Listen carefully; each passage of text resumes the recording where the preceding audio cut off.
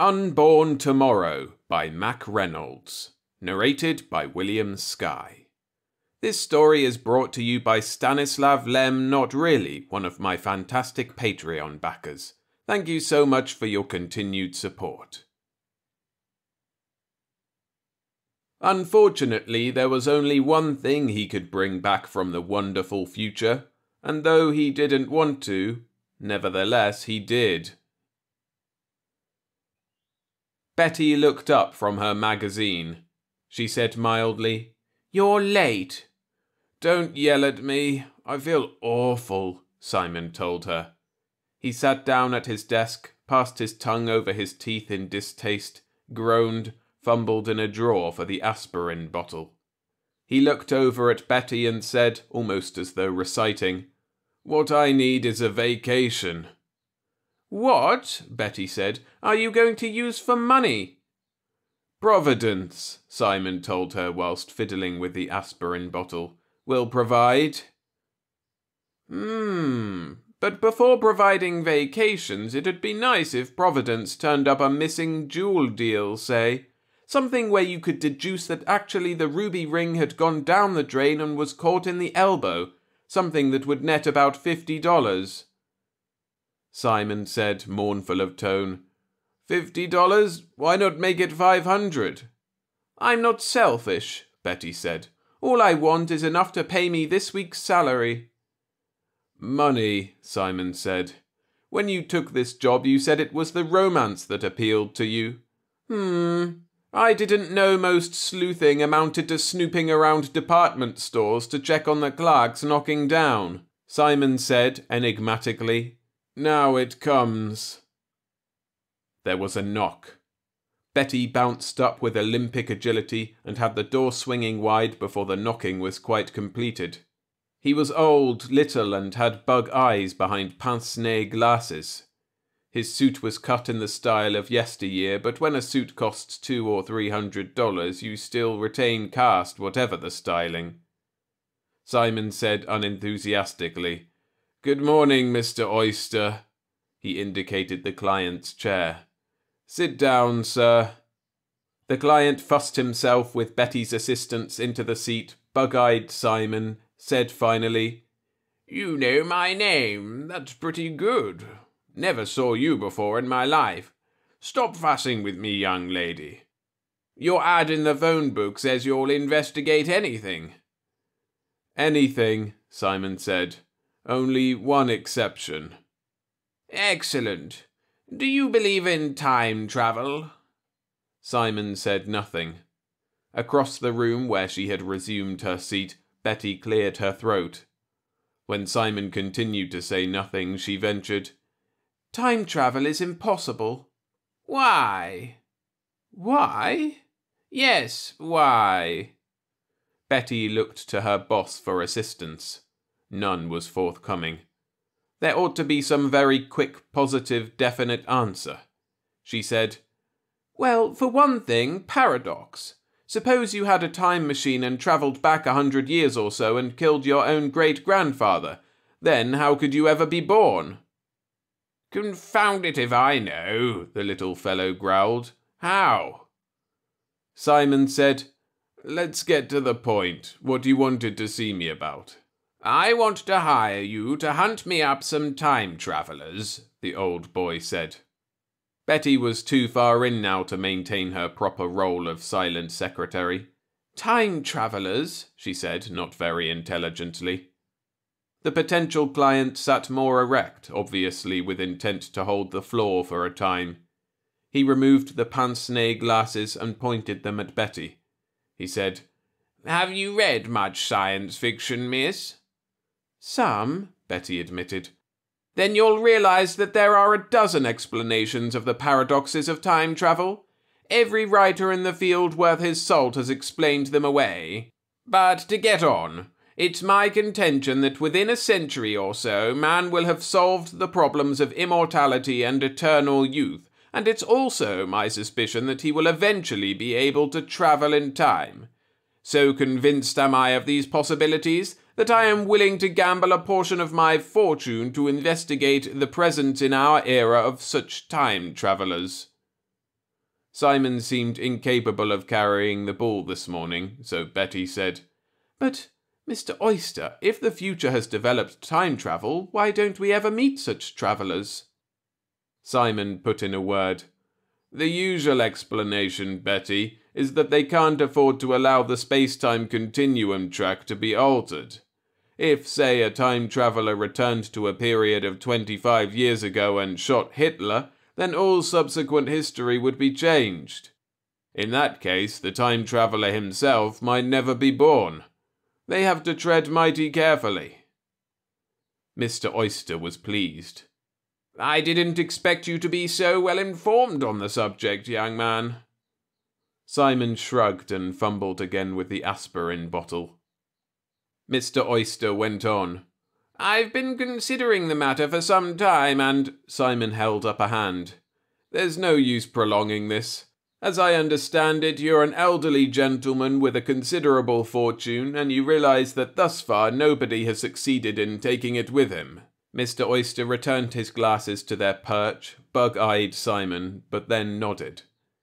Simon said, "You want to hire me to find a time traveller and in some manner or other, any manner will do, extort from him the secret of eternal life and youth, which you figure the future will have discovered.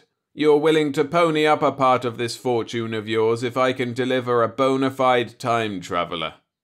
"Right." Betty had been looking from one to the other. Now she said plaintively, "But where are you going to find one of these characters, especially if they're interested in keeping hid?" The old boy was the centre again. "I told you I'd been considering it for some time. The Oktoberfest, that's where they'd be." He seemed elated. Betty and Simon waited. "The Oktoberfest," he repeated. "The greatest festival the world has ever seen. The carnival, feria, fiesta to beat them all. Every year it's held in Munich. Makes the New Orleans Mardi Gras look like a quilting party." He began to swing into the spirit of his description.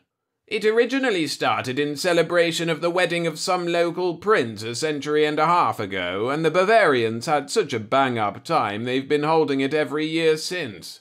The Munich breweries do up a special beer, Marzenbrau they call it, and each brewery opens a tremendous tent on the fairgrounds which will hold 5,000 customers apiece. Millions of litres of beer are put away, hundreds of thousands of barbecued chickens, a small herd of oxen are roasted whole over spits, millions of pair of Weisswurst, a very special sausage, millions upon millions of pretzels." "All right," Simon said. "We'll accept it. The Oktoberfest is one whale of a wingding." "Well," the old boy pursued, into his subject now, "that's where they'd be, places like the Oktoberfest. For one thing, a time traveller wouldn't be conspicuous. At a festival like this, somebody with a strange accent, or who didn't know exactly how to wear his clothes correctly, or was off the ordinary in any of a dozen other ways, wouldn't be noticed. You could be a four-armed space traveller from Mars and you still wouldn't be conspicuous at the Oktoberfest. People would figure they had DTs. "But why would a time traveller want to go to a—" Betty began. "Why not? What better opportunity to study a people than when they are in their cups? If you could go back a few thousand years, the things you would wish to see would be a Roman triumph, perhaps the rites of Dionysus, or one of Alexander's orgies. You wouldn't want to wander up and down the streets of, say, Athens while nothing was going on, particularly when you might be revealed as a suspicious character, not being able to speak the language, not knowing how to wear the clothes, and not familiar with the city's layout." He took a deep breath. "No, ma'am, you'd have to stick to some great event, both for the sake of actual interest and for protection against being unmasked." The old boy wound it up. "Well, that's the story. What are your rates? The Oktoberfest starts on Friday and continues for 16 days. You can take the plane to Munich, spend a week there, and—" Simon was shaking his head. "Not interested."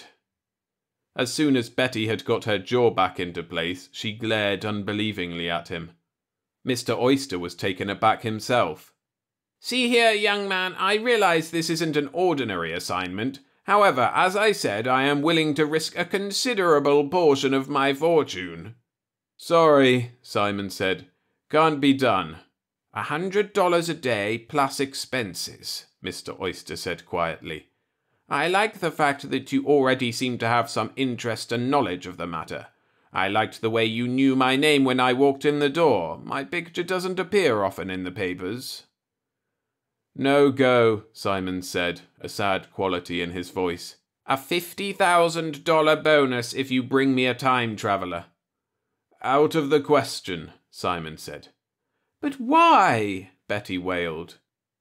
"Just for laughs," Simon told the two of them sourly. "Suppose I tell you a funny story. It goes like this. I got $1,000 from Mr. Oyster," Simon began, "in the way of an advance, and leaving him with Betty, who was making out a receipt, I hustled back to the apartment and packed a bag. Hell, I'd wanted a vacation anyway. This was a natural. On the way to Idlewild, I stopped off at the Germany information offices for some tourist literature. It takes roughly 3.5 hours to get to Gander from Idlewild. I spent the time planning the fun I was going to have. It takes roughly 7.5 hours from Gander to Shannon, and I spent that time dreaming up material I could put into my reports to Mr. Oyster. I was going to have to give him some kind of report for his money. Time travel yet. What a laugh! Between Shannon and Munich, a faint suspicion began to simmer in my mind. These statistics I read on the Oktoberfest in the Munich tourist pamphlets. 5 million people attended annually. Where did 5 million people come from to attend an overgrown festival in comparatively remote southern Germany? The tourist season is over before September 21st, first day of the gigantic beer bust. Nor could the Germans account for any such number. Munich itself has a population of less than 1 million, counting children.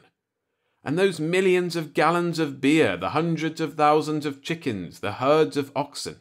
Who ponied up all the money for such expenditures? How could the average German with his $25 a week salary? In Munich, there was no hotel space available. I went to the Bahnhof, where they have a hotel service, and applied. They put my name down, pocketed the husky bribe, showed me where I could check my bag, told me they'd do what they could, and to report back in a few hours. I had another suspicious twinge. If 5 million people attended this beer bout, how were they accommodated? The Theresienwiese, the fairground, was only a few blocks away. I was stiff from the plane ride, so I walked. There are 7 major brewers in the Munich area, each of them represented by one of the circus-like tents that Mr. Oyster mentioned. Each tent contained benches and tables for about 5,000 persons, and from 6 to 10,000 pack themselves in, competing for room. In the centre is a tremendous bandstand, the musicians all lederhosen clad, the music as Bavarian as any to be found in a Bavarian beer hall. Hundreds of peasant-garbed Frauleins darted about the tables with quart-sized earthenware mugs, platters of chicken, sausage, kraut, and pretzels. I found a place finally at a table which had space for 20-odd beer bibbers. Odd is right. As weird an assortment of Germans and foreign tourists as could have been dreamed up, ranging from a 70 or 80-year-old couple in Bavarian costume to the bald-headed drunk across the table from me. A desperate waitress bearing 6 mugs of beer in each hand scurried past. They call them masses, by the way, not mugs. The bald-headed character and I both held up a finger, and she slid 2 of the masses over to us and then hustled on. "Down the hatch," the other said, holding up his mass in toast. "To the ladies," I told him. Before sipping, I said, "You know, the tourist pamphlets say this stuff is 18%. That's nonsense. No beer is that strong." I took a long pull. He looked at me, waiting. I came up. "Mistaken," I admitted. A mass or 2 apiece later, he looked carefully at the name engraved on his earthenware mug. "Löwenbräu," he said. He took a small notebook from his pocket and a pencil, noted down the word, and returned the things. That's a very queer-looking pencil you have there, I told him. German? Venusian, he said. Oops, sorry, shouldn't have said that. I had never heard of the brand, so I skipped it. Next is the Hofbrau, he said. Next what? Baldy's conversation didn't seem to hang together very well. My pilgrimage, he told me. All my life I've been wanting to go back to an Oktoberfest and sample every one of the 7 brands of the best beer the world has ever known. I'm only as far as Löwenbräu. I'm afraid I'll never make it. I finished my mass. I'll help you, I told him. Very noble endeavour. Name is Simon. Arth, he said. How could you help? I'm still fresh, comparatively. I'll navigate you around. There are 7 beer tents. How many have you got through so far? 2, counting this one, Arth said. I looked at him. It's going to be a chore, I said. You've already got a nice edge on. Outside, as we made our way to the next tent, the fair looked like every big state fair ever seen, except it was bigger. Games, souvenir stands, sausage stands, rides, sideshows, and people. The Hofbrau tent was as overflowing as the last, but we managed to find 2 seats. The band was blaring and 5,000 half-swacked voices were roaring accompaniment. In München steht ein Hofbrauhaus. 1, 2, Gesufa. At the Gesufa, everybody upped with the mugs and drank each other's health. This is what I call a real beer bust, I said approvingly. Arth was waving to a waitress. As in the Löwenbräu tent, a full quart was the smallest amount obtainable. A beer later, I said, I don't know if you'll make it or not, Arth. Make what? All 7 tents. Oh. A waitress was on her way by, mugs foaming over their rims. I gestured to her for refills. Where are you from, Arth? I asked him in the way of making conversation. 2183. 2183 where? He looked at me, closing one eye to focus better. Oh, he said. Well, 2183 South Street, New Albuquerque. New Albuquerque? Where's that? Arth thought about it. Took another long pull at the beer. Right across the way from Old Albuquerque, he said finally. Maybe we ought to be getting on to the Pschorbrau tent. Maybe we ought to eat something first, I said. I'm beginning to feel this. We could get some of that barbecued ox. Arth closed his eyes in pain. Vegetarian, he said. Couldn't possibly eat meat. Barbarous. Ugh. Well, we need some nourishment, I said. There's supposed to be considerable nourishment in beer. That made sense. I yelled, Fraulein, 2 neue Bier. Somewhere along in here the fog rolled in. When it rolled out again, I found myself closing one eye the better to read the lettering on my earthenware mug. It read Augustinerbrau. Somehow we'd evidently navigated from one tent to another. Arth was saying, Where's your hotel? That seemed like a good question. I thought about it for a while. Finally I said, Haven't got one. Town's jam-packed. Left my bag at the Bahnhof. I don't think we'll ever make it, Arth. How many we got to go? Lost track, Arth said. You can come home with me. We drank to that and the fog rolled in again. When the fog rolled out, it was daylight. Bright, glaring, awful daylight. I was sprawled, complete with clothes, on one of twin beds. On the other bed, also completely clothed, was Arth. That sun was too much. I stumbled up from the bed, staggered to the window and fumbled around for a blind or curtain. There was none. Behind me a voice said in horror, Who? How? Oh, Wodo, where do you come from? I got a quick impression, looking out the window, that the Germans were certainly the most modern, futuristic people in the world. But I couldn't stand the light. Where's the shade? I moaned. Arth did something and the window went opaque. "That's quite a gadget," I groaned. "If I didn't feel so lousy, I'd appreciate it." Arth was sitting on the edge of the bed holding his bald head in his hands. "I remember now," he sorrowed. "You didn't have a hotel. What a stupidity. I'll be phased all the way down." "You haven't got a handful of aspirin, have you?" I asked him. "Just a minute," Arth said, staggering erect and heading for what undoubtedly was a bathroom. "Stay where you are. Don't move. Don't touch anything." "All right," I told him plaintively. "I'm clean. I won't mess up the place. All I've got is a hangover, not lice." Arth was gone. He came back in 2 or 3 minutes, box of pills in hand. "Here, take one of these." I took the pill, followed it with a glass of water, and went out like a light. Arth was shaking my hand. "Want another mass?" The band was blaring and 5,000 half-swacked voices were roaring accompaniment. "In München steht ein Hofbrauhaus. 1, 2, Gesufa." At the Gesufa, everybody upped with their king-sized mugs and drank each other's health. My head was killing me. "This is where I came in, or something," I groaned. Arth said, "That was last night." He looked at me over the rim of his beer mug. Something somewhere was wrong, but I didn't care. I finished my mass and then remembered. "I've got to get my bag." Oh, my head. Where did we spend last night? Arth said, and his voice sounded cautious, "At my hotel, don't you remember?" "Not very well," I admitted. "I feel lousy. I must have dimmed out. I've got to go to the Bahnhof and get my luggage." Arth didn't put up an argument on that. We said goodbye and I could feel him watching after me as I pushed through the tables on the way out. At the Bahnhof they could do me no good.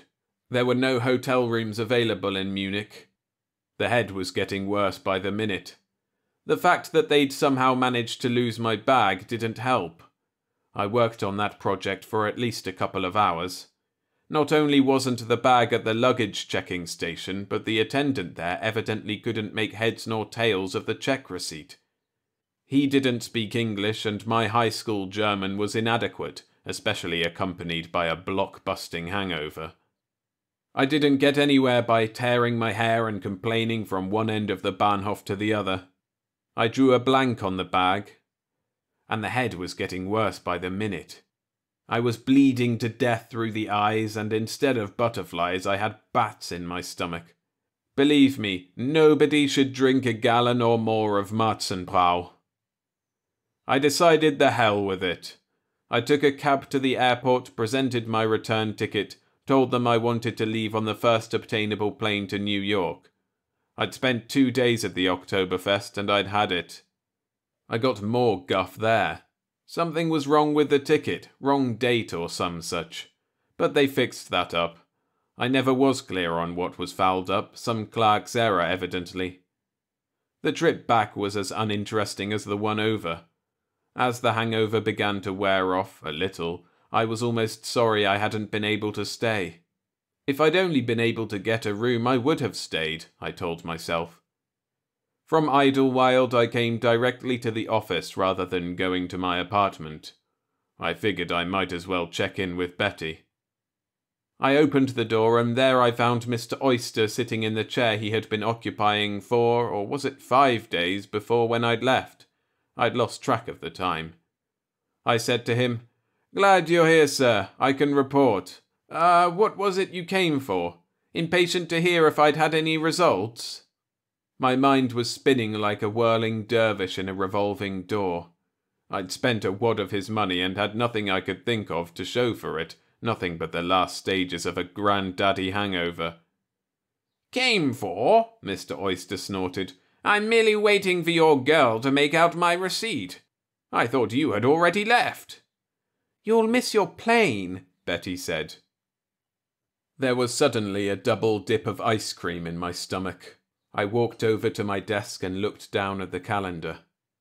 Mr. Oyster was saying something to the effect that if I didn't leave today, it would have to be tomorrow, that he hadn't ponied up that $1,000 advance for anything less than immediate service. Stuffing his receipt in his wallet, he fussed his way out the door. I said to Betty hopefully, "I suppose you haven't changed this calendar since I left?" Betty said, "What's the matter with you? You look funny. How did your clothes get so mussed? You tore the top sheet off that calendar yourself not half an hour ago, just before this marble missing client came in." She added irrelevantly, "Time travellers yet." I tried just once more. When did you first see this Mr. Oyster?" "Never saw him before in my life," she said. "Not until he came in this morning." "This morning?" I said weakly, while Betty stared at me as though it was me that needed candling by a head shrinker preparatory to being sent off to a pressure cooker. I fished in my pocket for my wallet, counted the contents, and winced at the pathetic remains of the 1,000. I said pleadingly, "Betty, listen. How long ago did I go out that door on the way to the airport?" "You've been acting sick all morning. You went out that door about 10 minutes ago, were gone about 3 minutes, and then came back." "See here," Mr. Oyster said, interrupting Simon's story. "Did you say this was supposed to be amusing, young man? I don't find it so. In fact, I believe I am being ridiculed." Simon shrugged, put one hand to his forehead, and said, "That's only the first chapter. There are 2 more. "I'm not interested in more," Mr. Oyster said. "I suppose your point was to show me how ridiculous the whole idea actually is. Very well, you've done it. Confound it. However, I suppose your time, even when spent in this manner, has some value. Here is $50, and good day, sir." He slammed the door after him as he left. Simon winced at the noise, took the aspirin bottle from its drawer, took 2, washed them down with water from the desk carafe. Betty looked at him admiringly, came to her feet, crossed over, and took up the $50. "Week's wages," she said. "I suppose that's one way of taking care of a crackpot. But I'm surprised you didn't take his money and enjoy that vacation you've been yearning about." "I did," Simon groaned. 3 times. Betty stared at him. "You mean—" Simon nodded miserably. She said, "But Simon, $50,000 bonus. If that story was true, you should have gone back again to Munich. If there was one time traveller, there might have been—" "I keep telling you," Simon said bitterly. "I went back there 3 times. There were hundreds of them, probably thousands." He took a deep breath. "Listen, we're just going to have to forget about it. They're not going to stand for the space-time continuum track being altered. If something comes up that looks like it might result in the track being changed, they set you right back at the beginning and let things start, for you, all over again. They just can't allow anything to come back from the future and change the past." "You mean—" Betty was suddenly furious at him. "You've given up? Why, this is the biggest thing. Why, the $50,000 is nothing. The future. Just think." Simon said wearily, "There's just one thing you can bring back with you from the future. A hangover compounded of a gallon or so of Marzenbrau. What's more, you can pile one on top of the other, and another on top of that." He shuddered. "If you think I'm going to take another crack at this merry-go-round and pile a 4th hangover on the 3 I'm already nursing, all at once, you can think again."